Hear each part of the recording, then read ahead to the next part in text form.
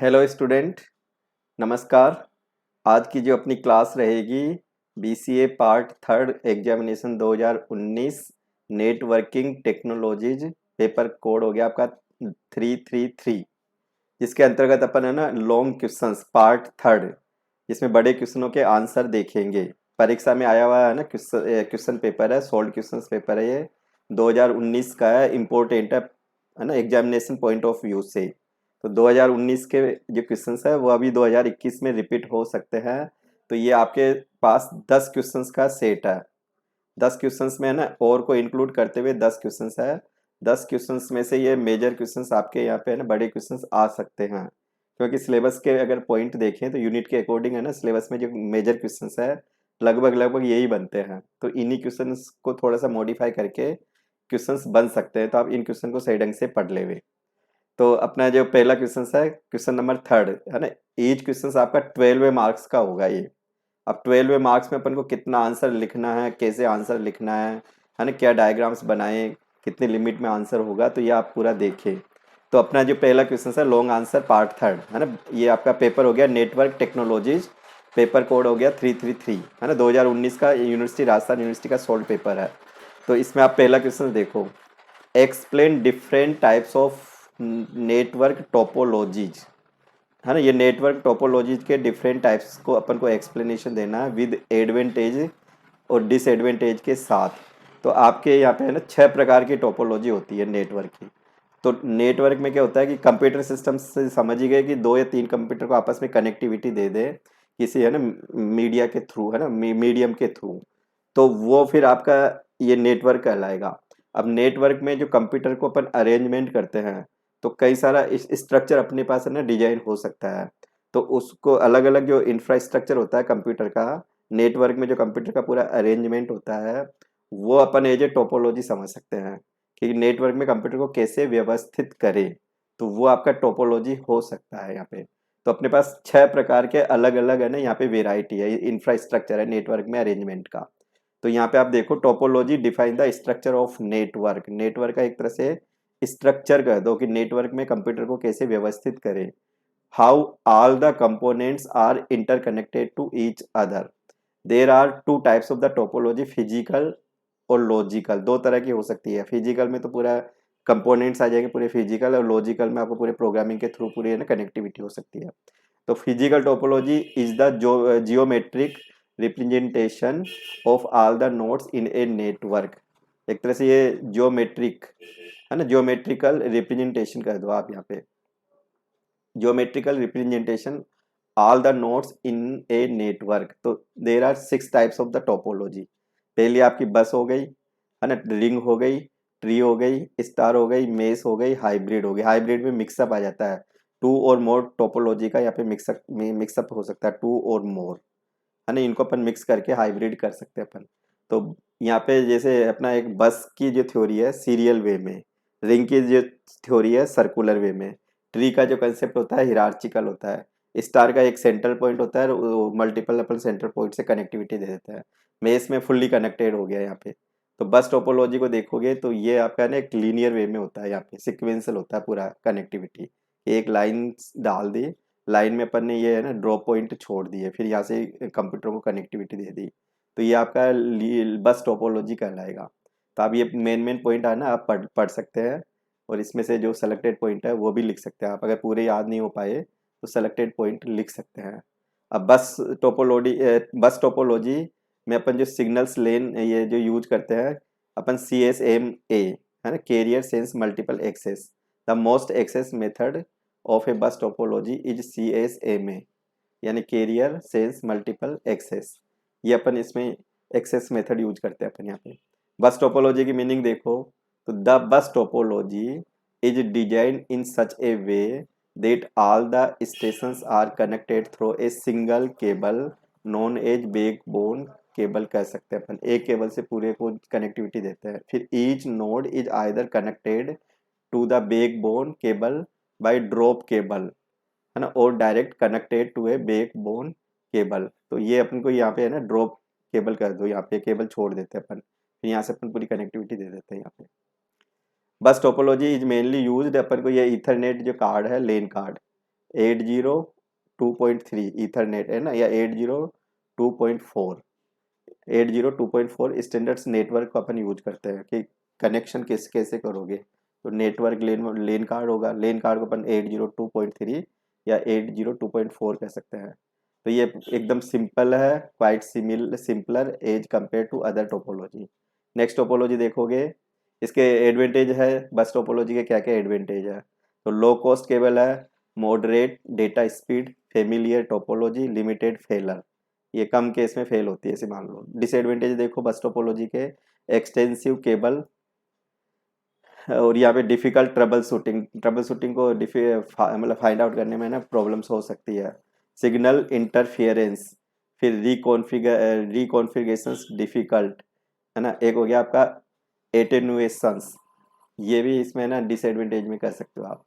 फिर ring topology में इस तरह का स्ट्रक्चर होगा, ये रिंग टोपोलॉजी के मेन पॉइंट हो गए, एक सर्कुलर फॉर्म में हो गई ये पूरी। इसमें एक भी केबल अगर फॉल्ट हो गई तो पूरा नेटवर्क फेल हो सकता है। तो ring topology is like a bus topology की तरह का, तो बट विद कनेक्टेड एंड्स, पूरी, है ना, एंड इसमें कोई भी ऐसे ओपन नहीं होता, पूरा साइकिल फॉर्म में कर दो आप इसको। The node that received the message from the previous computer will retransmit to the next node, कि एक कंप्यूटर लेगा फिर दूसरे को ट्रांसमिट करेगा डेटा को, जो है ना, रिसीव करके फिर आगे फॉरवर्ड करता है। The data flows in one direction, that is, है ना, इट इज यूनिडायरेक्शनल, एक ही डायरेक्शन में डेटा का फ्लो होता है। The data flow in a single loop, एक साइकिल फॉर्म में हो सकता है, continuously, known as the endless loop. It has no terminated ends, इसका कोई भी एंड पॉइंट नहीं होता। Each node is connected to the other node and having no transmit, ये हो गया termination point. The data is ring topology flow, एक clock wise direction में डेटा का फ्लो चलता है, जैसे घड़ी की सुई चलती है ना, वैसे इसका वो चलता है। द मोस्ट एक्सेस मेथड हो गया इसका, टोकन पासिंग मेथड होता है वाले यहाँ पे, है ना, यहाँ पे टोकन पासिंग मेथड है। इसके एडवांटेज में देखो, नेटवर्क मैनेजमेंट, है ना, प्रोडक्ट अवेलेबिलिटी, कॉस्ट, रिलायबल, ये इसके एडवांटेज है। डिसएडवांटेज में देखोगे तो डिफिकल्ट ट्रबल शूटिंग है, फेलर है, रिकॉन्फ़िगरेशन डिफिकल्ट होगा, डिले होगा, कि जैसे जैसे अपन इसमें अगर संख्या बढ़ा देंगे तो ट्रांसमिशन डिले होगा। तो अब स्टार टोपोलॉजी में देखो, ये मोस्ट कॉमनली यूज होती है स्टार टोपोलॉजी। एक सेंटर कंप्यूटर होगा, सेंट्रल हब होगा, हब के थ्रू अपन पूरी कनेक्टिविटी देंगे। ईच हब से ना एक सिंगल केबल चलेगी, उससे कंप्यूटर कनेक्टेड रहेगा, तो ये स्टार के फॉर्म में हो गया। तो star topology is arrangement of the network in which every node is connected to central hub, switch और सेंट्रल कंप्यूटर कर दो। The central computer is known as server कह सकता हूँ मैं इसको, और जो अपन इंडिविजुअल जो कनेक्टिविटी अटैच करते हैं सर्वर से, वो आपका क्लाइंट कर दो या नोड कर दो। हब और स्विचेज आर मेनली, है ना, यूज, इसमें हब का या स्विच के थ्रू अपन ये नेटवर्किंग को डिजाइन करते हैं अपन। Used as connection device in a physical star topology, star topology is the most popular topology है इन नेटवर्क इम्प्लीमेंटेशन। तो एक तो efficient trouble shooting, network control, limited failure, familiar topology, ये इसके एडवांटेज है ना। इजीली एक्सपेंडेबल है, अपन easy way में स्विच अप लगाओ और इसको आगे एक्सटेंड कर सकते हैं। Cost effective, high data speed, क्योंकि इसमें इंडिविजुअल केबल सेंट्रल हब से ट्रांसमिट होती है ना, तो हाई स्पीड रहेगी। फिर इसमें डिसएडवांटेज में, ए सेंट्रल पॉइंट अगर फेलर है तो पूरे सिस्टम फेल है। केबल अगर ज़्यादा यूज होगी इसमें, है ना, केबल का ज़्यादा यूज होगा, तो एक तरह से डिसएडवांटेज कह सकते हो। ट्री टोपोलॉजी में एक ट्री टाइप का स्ट्रक्चर होगा, हिरार्चिकल टाइप का स्ट्रक्चर होगा।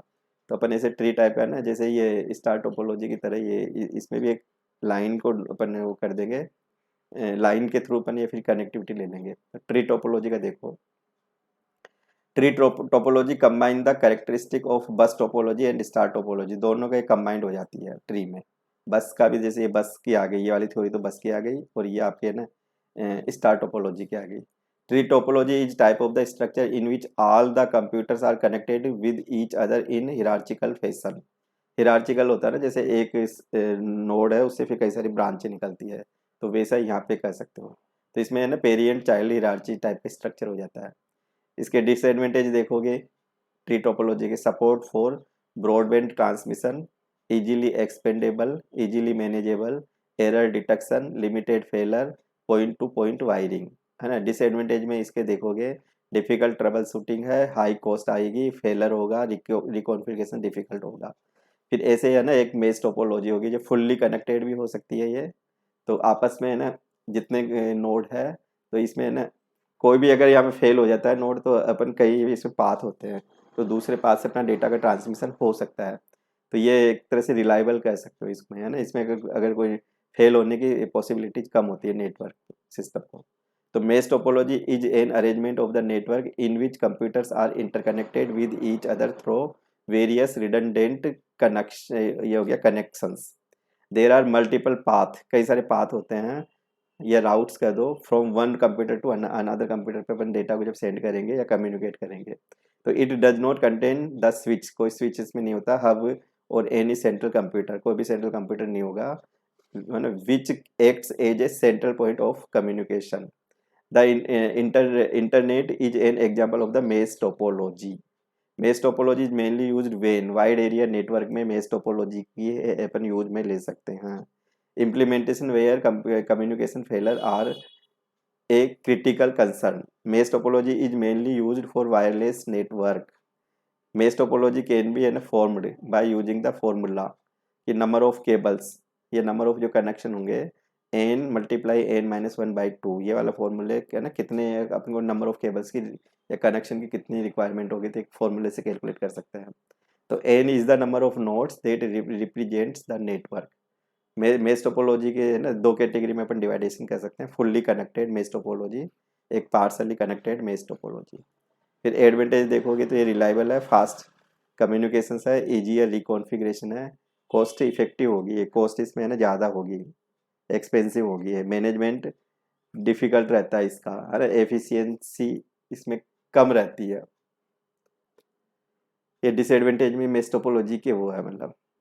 फिर हाइब्रिड में मिक्सअप हो जाता है, टू और मोर टोपोलॉजी का मिक्सअप हाइब्रिड कहलाएगा। तो ये डायग्राम्स देख रहे हो ना, इसमें कई सारे मिक्सअप आ रही है, जैसे ये आपके है ना रिंग टोपोलॉजी है, ये आपकी बस टोपोलॉजी है, ये आपकी ट्री टोपोलॉजी है।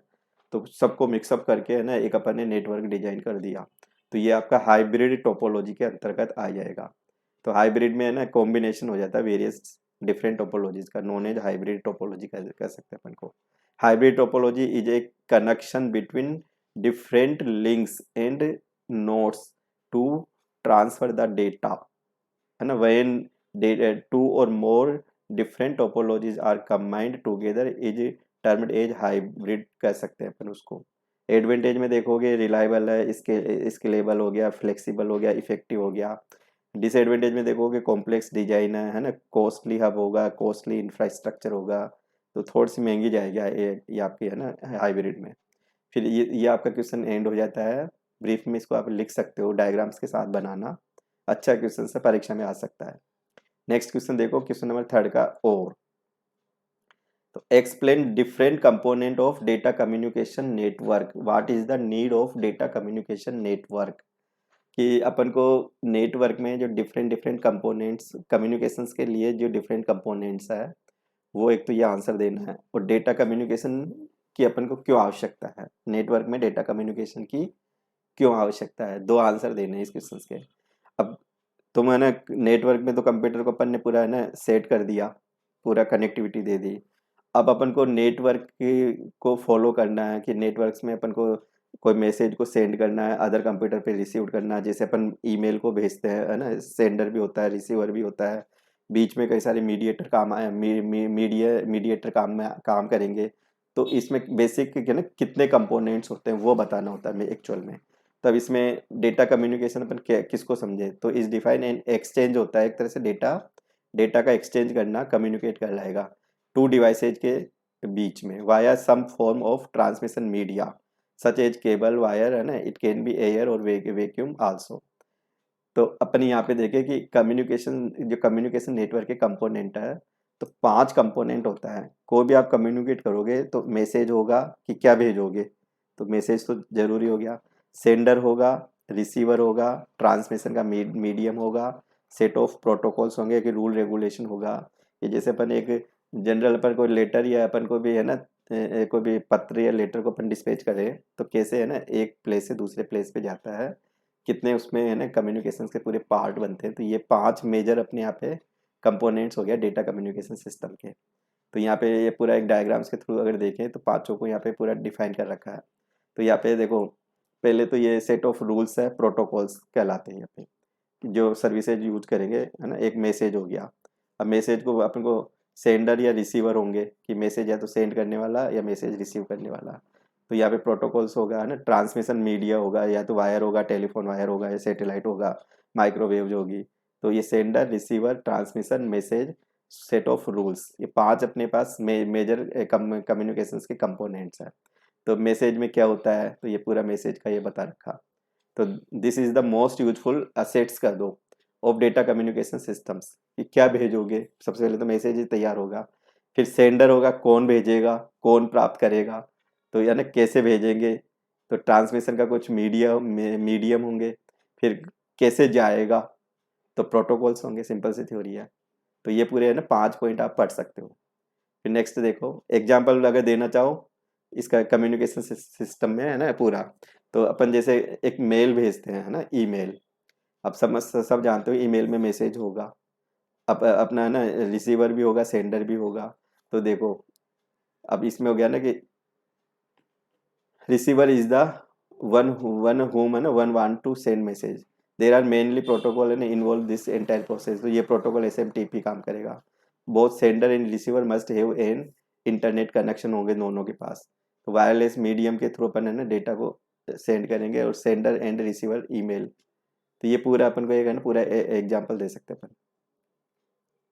तो ये जो जो यूजर होगा, है ना, which send email act as sender कहलाएगा। मैसेज इज द डेटा हो गया which use want to send. Receiver is the, है ना, जिस जो अपन को वांट टू सेंड मैसेज। तो जो जो मैसेज को प्राप्त करेगा वो रिसीवर हो जाएगा, और कैसे जाएगा तो SMTP प्रोटोकॉल काम करेगा। अब ये डेटा कम्युनिकेशन की क्यों आवश्यकता है ना, ये आप देख सकते हो। Data communication network facilitates more efficient use of computers and improve the day-to-day control of a business by providing faster information flow. ये अपन को बिजनेस से रिलेटेड है ना, अपन को फास्टर इंफॉर्मेशन का फ्लो करना हो, तो डेटा कम्युनिकेशन नेटवर्क के थ्रू अपन इजी वे में, है ना, अपन पूरा इजी वे में कंट्रोल कर सकते हैं अपन। They also provide message transfer services to allow computer users to talk to one another via electronic mail, chat, and video streaming. All in data communication allow businesses to reduce expenses, जो business के जो expenses होते हैं उनको reduce करना, and improve efficiency को improve करना, fast way में काम करना। तो अपन को है ना क्विकली पूरा रिस्पॉन्स मिले। Sharing data and common equipments है ना अमोंग मेनी डिफरेंट कंप्यूटर्स। तो अपन को फिर कम्युनिकेशंस की ज़रूरत पड़ती है।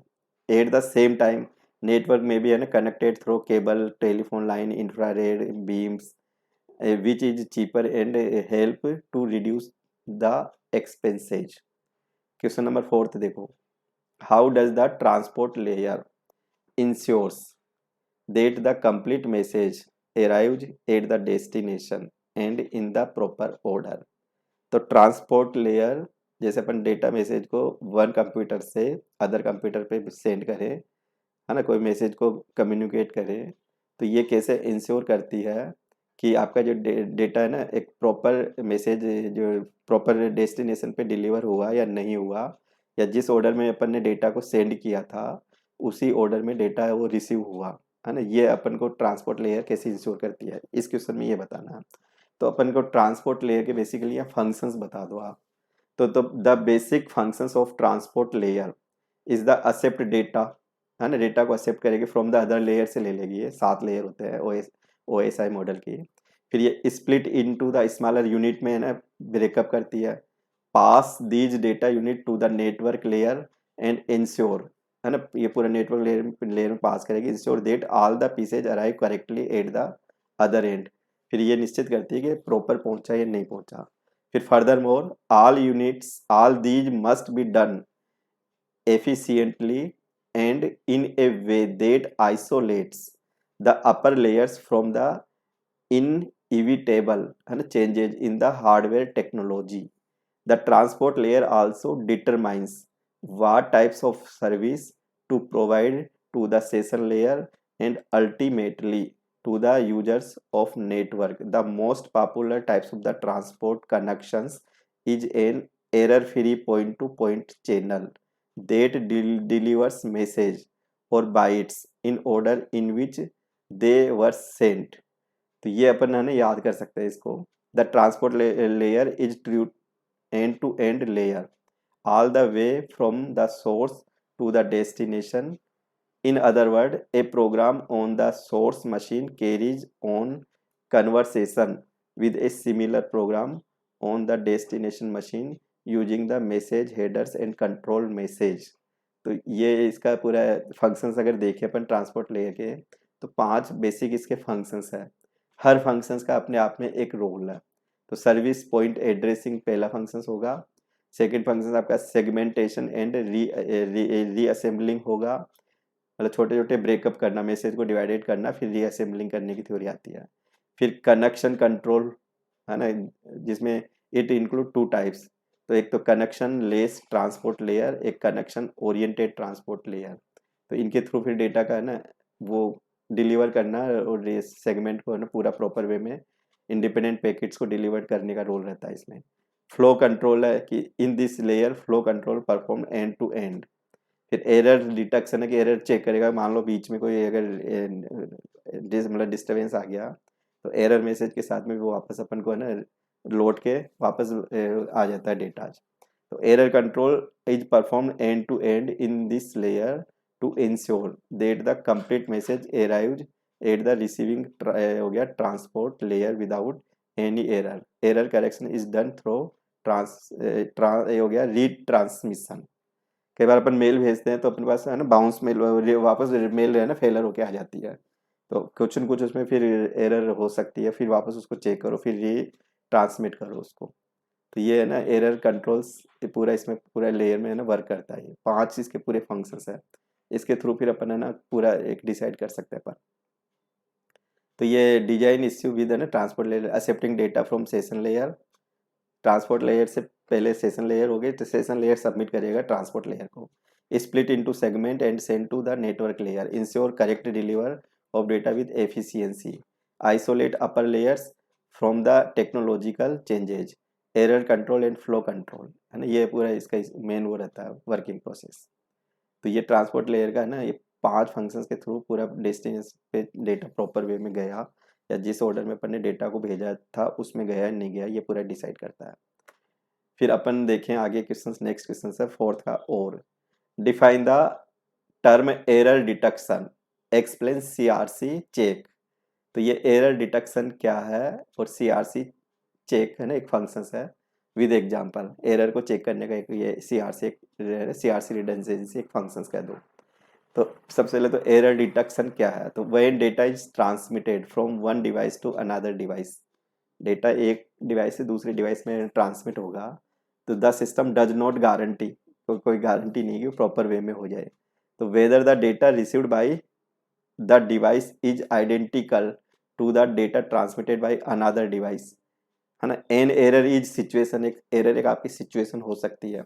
When the message received at the receiver है ना and is not identical to the message transmitted. जो अपन ने मैसेज को ट्रांसमिटेड किया था रिसीवर अगर मान लो आइडेंटिकल उसको नहीं समझ पा रहा है ना, आइडेंटिफाई नहीं कर पा रहा, तो फिर हो सकता है वो फेल होके आ सकता है. तो एरर आ सकती है उसमें. तो उसको अपन एरर कह सकते हैं. एरर एक सिचुएशन हो सकती है, अपनी कोई गारंटी नहीं कि प्रॉपर वे में ट्रांसमिट हो जाए. तो एरर 2 प्रकार की हो सकती है. सिंगल बिट एरर होती है, एक ब्रस्ट एरर होती है. तो error single bit error and burst error. अब इस एरर को कैसे अपन चेक करें. तो एक अपने पास साइक्लिक रिडंडेंसी चेक होता है यहाँ पे. तो सीआरसी, सी का मतलब cyclic redundancy check. CRC is a redundancy error technique use to determine the error. तो ये एरर को डिटरमाइन करता है. अब कैसे करता है, तो ये पूरे पॉइंट अपने पास. CRC techniques a string of a zeros है ना appended to the data units and this n number is less than the number of bits in a predetermined number known as division which is n plus 1 bit. तो ये पूरा एक rule regulation है इसका CRC का. तो ये main point आप याद रख सकते हो. तो इसमें ना ये करीब 6-7 पॉइंट है.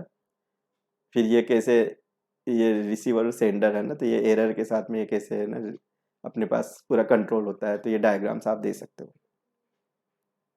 इफ द रिजल्टेंट है ना of this division is not zero which means that the data consists of an error, therefore the data is discarded।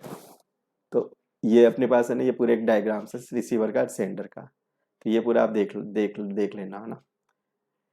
फिर ये कैसे अपन एक एग्जांपल के थ्रू अपन देखें कि ये एरर्स कैसे जनरेट होती है। तो सपोज द ओरिजिनल डेटा अपने पास 1100 एंड डिवाइजर है ना 1001 है। अब CRC है ना, ये जनरेटर कैसे काम करता है, तो पूरा इसने एक वर्किंग प्रोसेस बता रखा है। तो ये पूरे आप देख लो, इसका ये आंसर दे रखा है ना, ये पूरा CRC रिमाइंडर।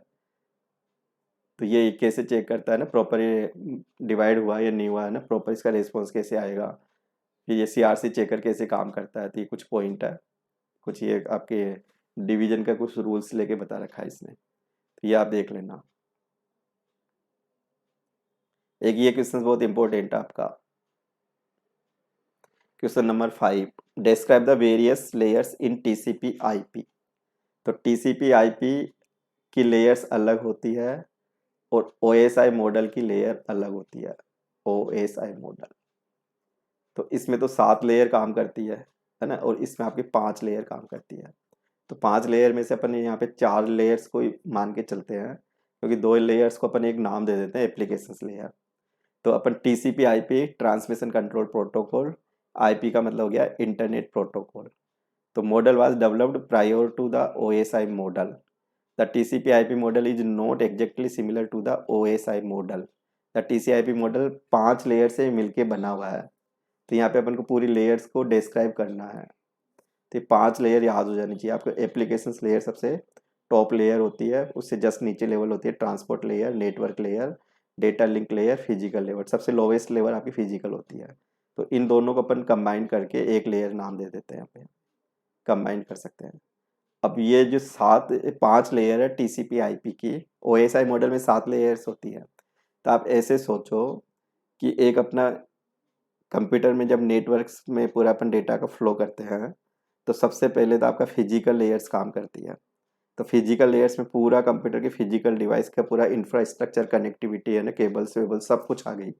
फिर फिजिकल लेयर्स में फिर डेटा को अपन फ्लो करेंगे। तो सिंपल सा है कि डेटा लिंक लेयर कम काम करेगी। फिर डेटा कंप्यूटर में आ गया है ना, अपने डिजिटल वे में स्टोर कर दिया। फिर अपन को ट्रांसमिट करेंगे तो नेटवर्क लेयर काम करेगी। फिर ट्रांसपोर्टेशन कैसे होगा, तो ट्रांसपोर्टेशन के लिए ना कौन कौन से प्रोटोकॉल्स है, कौन कौन से है ना सर्विसेज है, वो एक्टिव होगी। फिर एप्लीकेशंस लेयर में यूजर का नंबर आता है कि यूजर कैसे रिसीव करेगा, यूजर कैसे इंटरेक्ट होगा, यूजर डेटा के साथ में कैसे इंटरेक्ट कर पाएगा या कैसे कम्युनिकेट करेगा, कैसे मैसेज को रिसीव करेगा। तो यूजर लेवल सबसे टॉप मोस्ट लेवल लेयर आ जाती है यहाँ पे। तो ये 5 लेयर्स में होके डेटा चलता है, सिंपल सी थ्योरी है यहाँ पे। तो इनका एक सीक्वेंस है। तो फिजिकल लेयर्स ऊपर, उसके ऊपर data layers, network layer, transport layer चौथे नंबर के यहाँ पे, एप्लीकेशंस लेयर। अगर आप टॉप से वन करें तो फिर ये टॉप टू बॉटम या बॉटम टू टॉप दोनों तरह से काम करती है वाली। तो ये 4 लेयर्स हो गई प्रोवाइडेड फिजिकल स्टैंडर्ड। इन ये फर्स्ट 4 लेयर तो है ना फिजिकल स्टैंडर्ड्स है, network interfaces, inter networking and transportation functions that corresponds the first 4 layers of the OSI model, and these 4 layers are represented TCP/IP model by a single layer called applications layer। तो इसको अपन है ना इस 4 layer को पूरा applications layer कह सकते हैं अपन इसको। TCP/IP hierarchical protocol made up the interactive models and each of them provided specific functionality। तो अब इनकी पूरे की अपन फंक्शनलिटी देखेंगे। तो ये देखो इसका एक डायग्राम है ना, ये डायग्राम आप याद रख सकते हो, ये वाला डायग्राम।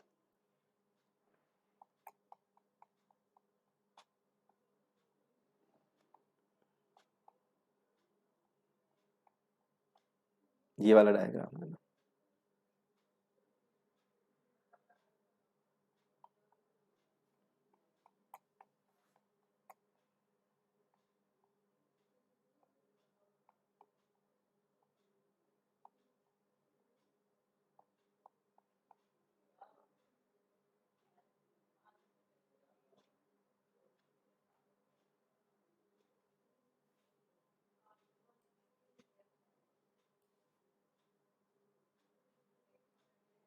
तो देखो आपका है ना, ये सबसे लोवेस्ट लेयर में फिजिकल और डेटा लिंक लेयर, इसको अपन एक नाम दे सकते हैं।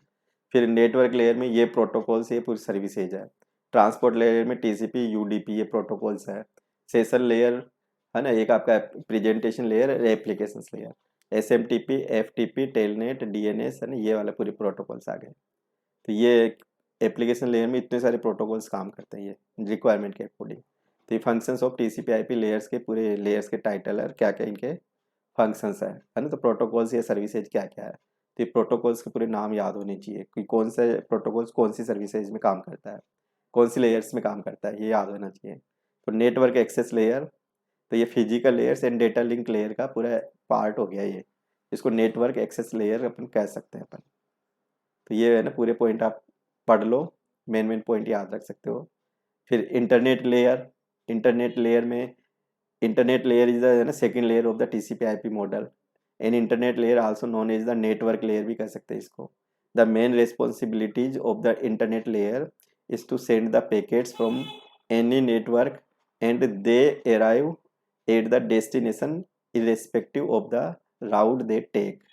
Following are the protocol used in this layer. अब इंटरनेट लेयर में कौन कौन से प्रोटोकॉल काम करेंगे, एक तो आईपी एड्रेस, आईपी प्रोटोकॉल हो गया है ना। आईपी प्रोटोकॉल की क्या क्या रिस्पॉन्सिबिलिटी है, तो ये पूरे बना आईपी एड्रेसिंग है, होस्ट टू होस्ट कम्युनिकेशन है, डेटा इनकेप्सुलेशन एंड फॉर्मेटिंग है, फ्रेगमेंटेशन एंड असेंबलिंग और राउटिंग, ये पूरा आईपी प्रोटोकॉल का काम है। फंक्शंस कह दो या रिस्पॉन्सिबिलिटीज कह दो। एआरपी प्रोटोकॉल्स, तो एआरपी हो गया एड्रेस रिजोल्यूशन प्रोटोकॉल्स, ये भी आपका है ना इंटरनेट लेयर्स में काम करेगा। तो इसमें एआरपी में फिर ये दो तरह के इसमें वो होते हैं mainly associated with the ARP protocol. तो एक तो एआरपी रिक्वेस्ट होता है, एआरपी रिप्लाई होता है।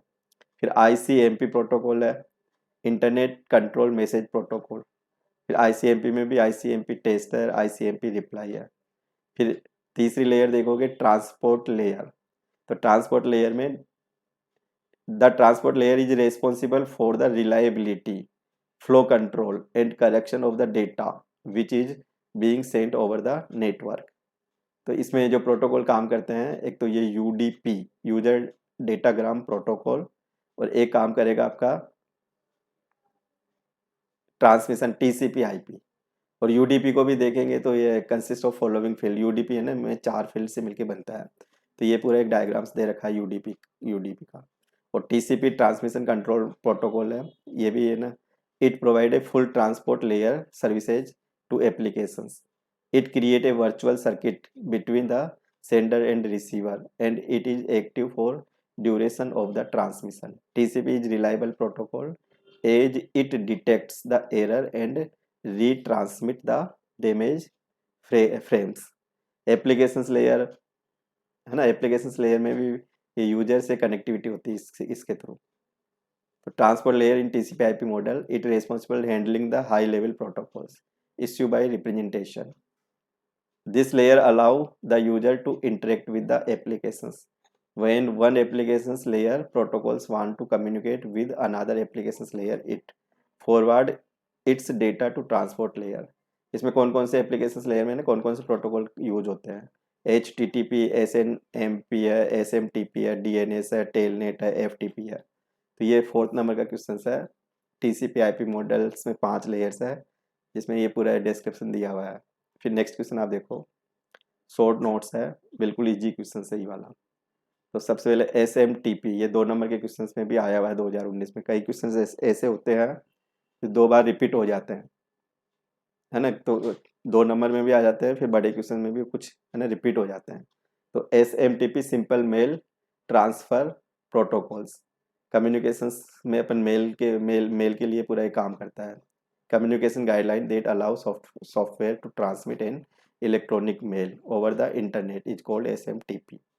It is a program use to sending message to other computer है ना user based on email message addresses.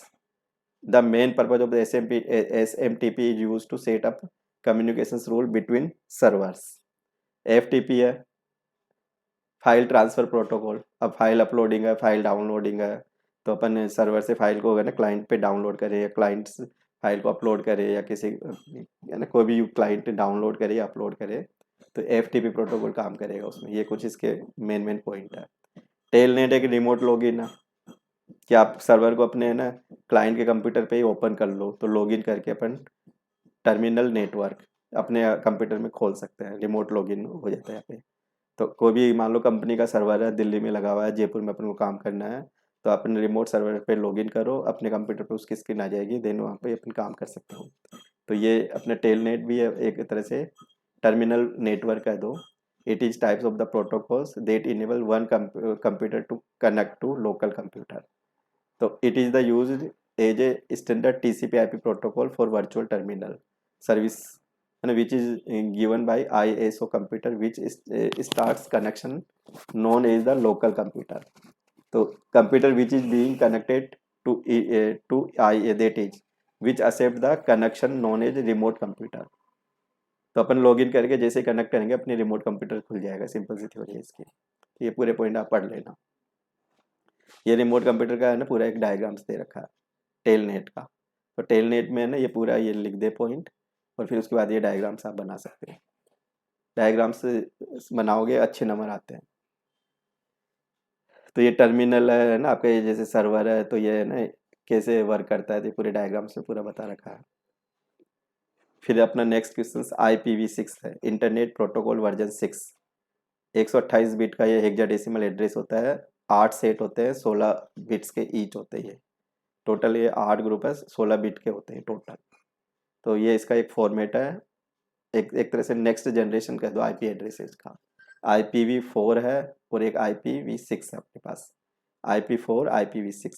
तो ये IP4 में तो एक लिमिटेशन है 32 बिट का है, तो इसमें एक्सटेंड कर दी इसकी लिमिट, 168 बिट का हो गया है आईपी एड्रेस। फिर नेक्स्ट आप देखो एक कंपेरिजन है सर्किट स्विचिंग पैकेट स्विचिंग में, है ना। तो सर्किट स्विचिंग कैसे काम करता है, पैकेट स्विचिंग कैसे काम करता है। तो अपन को WRT का जो मतलब हो गया है ना, विद रेस्पेक्ट टू। W का मतलब हो गया विद, R का मतलब हो गया रेस्पेक्ट, और T का मतलब हो गया टू। कि इसमें जो कंपैरिजन बताना है वो अपन को है ना transmission delay, path, bandwidth, intermediate storage, इन 4 पॉइंट को इंक्लूड करते हुए सर्किट स्विचिंग पैकेट स्विचिंग में अंतर बताना है अपन को। अब इसका अंतर अपन कैसे करें, तो ट्रांसमिशन डिले को लेके है ना, ये पूरे मेन पॉइंट है। तो in circuit switching there are 3 phases, connection establishment, data transfer, connection released. और पैकेट स्विचिंग में in packet switching directly data transfer takes place. फिर इसमें सेकंड पॉइंट आ गया सर्किट स्विचिंग में, resources reservation is the feature of circuit switching because path is fixed for data transmission. There is no resources reservation because bandwidth is sharing among user. Circuit switching is not convenient for handling bill, है ना, ये हो गया bilateral traffic. Packet switching is suitable for handling bilateral traffic. तो ये है ना ये ट्रांसमिशन डिले को लेके है। फिर आप पाथ को देखोगे तो इसमें in circuit switching each data units known as entire path address which is provided by the source. In packet switching each data unit just know the final destination address, intermediate path is decide by the routers. तो ये पूरा है ना ये path को लेके कुछ ये इंपॉर्टेंट पॉइंट है, तो इनको आप याद कर लो। फिर नेक्स्ट है इंटरमीडिएट स्टोरेज। तो it is not a store and forward techniques, it is store and forward techniques. यानी कि आपका जो ये है सर्किट स्विचिंग में इसमें कोई स्टोरेज नहीं होता, इसमें आपका पहले स्टोर करेगा देन है ना फॉरवर्ड करेगा, इसमें पैकेट स्विचिंग में, है ना। इसके और भी देखें तो ये पूरे पॉइंट है ना, ये 4-5 पॉइंट है। बैंडविड्थ देखोगे तो सर्किट स्विचिंग में इट हैज फिक्स्ड बैंडविड्थ और it has dynamic bandwidth. Dynamic मतलब चेंजेज हो सकते हैं बैंडविड्थ, इसमें फिक्स रहती है बैंडविड्थ सर्किट स्विचिंग में। तो ये 4 पॉइंट को लेके इस क्वेश्चन का पूरा आंसर बनाया हुआ है। अंतर है, डिफ्रेंशिएट करना है। अब नेक्स्ट क्वेश्चन आप देखो 6 नंबर का, what is multiplexing, explain time division multiplexing TDM, है ना, with suitable diagram. What are advantage of TDM। तो कई बार अपन सिग्नल्स को जैसे 1 to many, है ना, या many to 1, तो अपन कैसे ब्रॉडकास्ट करें।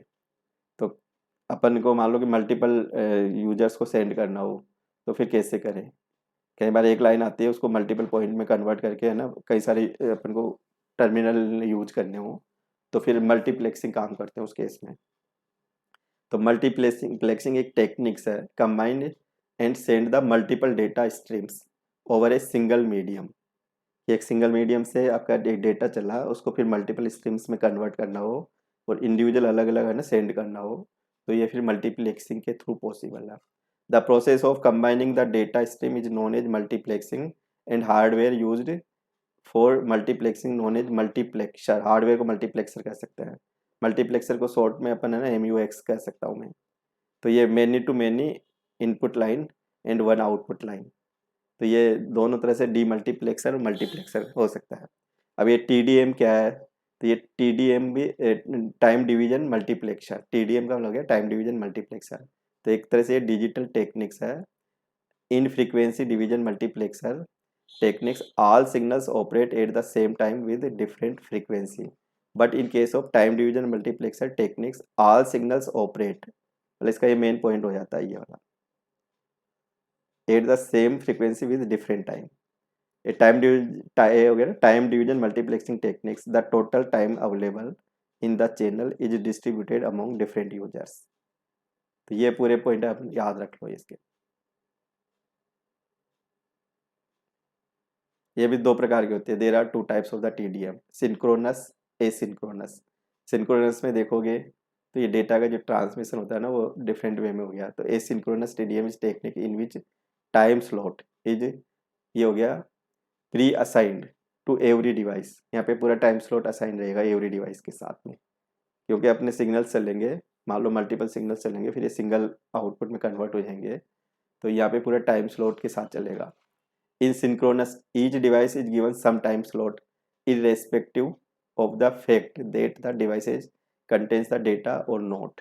ये पूरा इसका, ये पूरे पॉइंट्स देख लो, ये इसका डायग्राम हो गया सिंक्रोनस का। ये आपके मल्टीपल वो हो गए, है ना, ये सिग्नल्स, और ये आपका सिंगल उसमें कन्वर्ट हो गया। एक एक होता है आपका सिंक्रोनस होता है, एसिंक्रोनस हो गया, एक सिंक्रोनस हो गया। तो ये सिंक्रोनस में, synchronous TDM also known as a statical TDM, इसको अपन स्टैटिकल TDM भी कह सकते हैं। एस, है ना, इस statical TDM, asynchronous TDM is technique in which time slot are not fixed. यहाँ पे टाइम स्लॉट फिक्स्ड नहीं होता, दोनों में अंतर याद रखने का एक तरीका है ना। और मेन पॉइंट ये पढ़ सकते हो, इसका ये पूरा कंसेप्ट ऑफ सिंक्रोनस का ये पूरा कंसेप्ट दिखा रखा अपन को, है ना। ये मल्टीप्लेक्सर बीच में लगा रखा है ना, ये डेटा का फ्लो हो रहा है कंप्यूटर से, और ये पूरी एक स्ट्रीम बन गई अपने पास, है ना। ये पूरे frame of above diagram can be represent as, ये फ्रेम के फॉर्म में से चलेगा फिर डेटा, ट्रांसमिशन लाइन हो गई ना पूरी ये। तो ये पूरा आप दे सकते हो।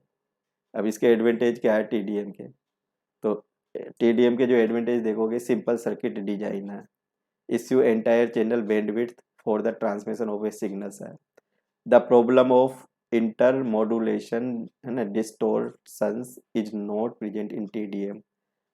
Pulse overlapping can sometimes causes cross talk, but it can be, है ना, reduce by utilizing guard time, thus a not, है ना, much serious. There are some applications देखें अपन TDM का, तो ये ISDN है, integrated service digital network, telephone line में, है ना, PSTN में, ये पूरे इसके एप्लीकेशंस, है ना, मान लो आप। फिर नेक्स्ट क्वेश्चन देखो, माइक्रोवेव्स एंड इट्स एप्लीकेशंस। तो microwave are the are a type of electromagnetic radiation होती है माइक्रोवेव। कोई पूछे ना what do you mean by microwave, तो type of electromagnetic radiation, as are the radio wave, है ना, ultraviolet radiation, X rays and gamma rays. तो इनके थ्रू अपन कम्युनिकेट कर सकते हैं ना डेटा का। इसकी कैरेक्टरिस्टिक देखो, द माइक्रोवेव इज रिफ्लेक्टेड, है ना, by metal surface, they pass through glass and plastics, they can pass through a atmosphere, thus microwaves are use phenomenally, phenomenon, ये हो गया फिनोमेनिकली, है ना, in information transmission back forth to the satellite.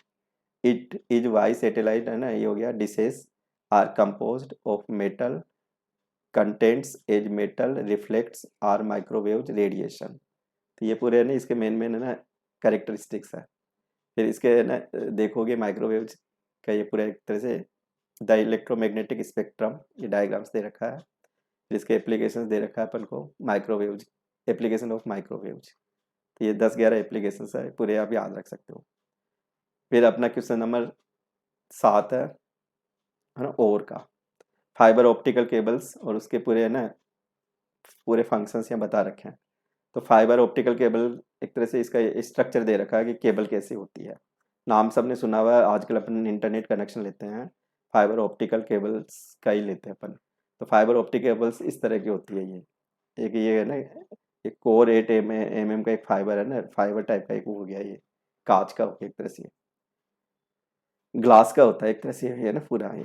तो एक इसमें 3 पार्ट होते हैं, कोर, क्लेडिंग और एक हो गया coating.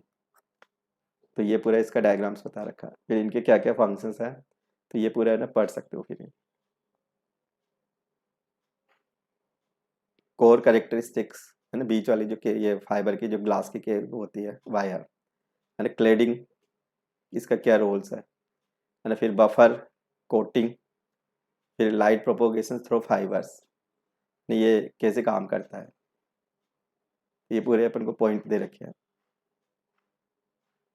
Reflection and TIR, total internal reflection, ये कुछ है ना, ये रिफ्लेक्शंस के वो बना रखे हैं ग्राफिकल वे में। फिर ये है ना कैसे काम करता है, तो ये पूरा एक अपन को दे रखा है, ट्रांसमिशन ऑफ लाइट रे इन a perfect and optical fibre, ये कैसे ट्रांसमिशन करता है लाइट वे के थ्रू, है ना। तो ये आपका ये पूरा क्वेश्चंस का एंड हो जाता है। तो आज की क्लास को अपन यहीं पे एंड करेंगे, पूरे अच्छे क्वेश्चंस हैं। इसका आपको जो PDF का डिस्क्रिप्शंस लिंक मिल जाएगा, डाउनलोड करके भी आप इसको पढ़ सकते हो। अच्छे क्वेश्चंस है, तो तैयारी आप पूरी कर लेवे, है ना। ये सब्जेक्ट वैसे मैं मेरा टीचिंग सब्जेक्ट नहीं है, फिर भी मैंने आपको बहुत कुछ समझा दिया इसमें। अच्छा लगे सब्सक्राइब जरूर करें। Thank you.